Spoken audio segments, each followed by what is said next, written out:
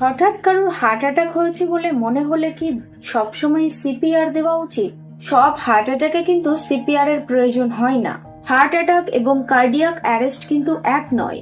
Cardiac অ্যারেস্টে জীবন বাঁচানোর জন্য বুকে চাপ দেওয়া হয়। হার্ট বন্ধ হয়ে গেলে বা ব্যক্তি শ্বাস নিতে না পারলে নির্দিষ্ট নিয়মে তার বুকে চাপ দেওয়া হয়।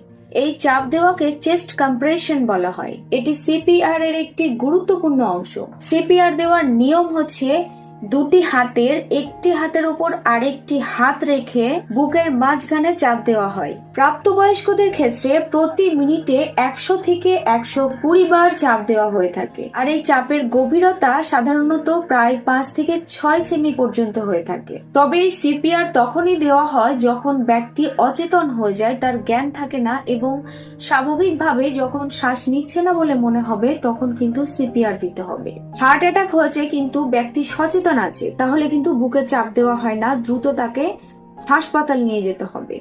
তবে হঠাৎ কারো হার্ট অ্যাটাক হয়েছে বলে সন্দেহ হলে দ্রুত কিছু পদক্ষেপ নেওয়া জরুরি। যত দ্রুত সম্ভব অ্যাম্বুলেন্স বা কোনো রকম গাড়ির ব্যবস্থা করে আপনারা হাসপাতালে নিয়ে যাওয়ার চেষ্টা করুন।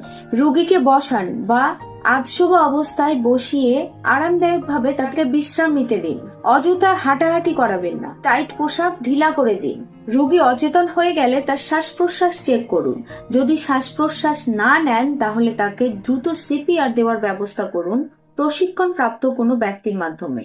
ভিডিওটি ভালো লাগলে লাইক করুন এবং শেয়ার করে দিন, আরো মানুষের কাছে পৌঁছে দিন।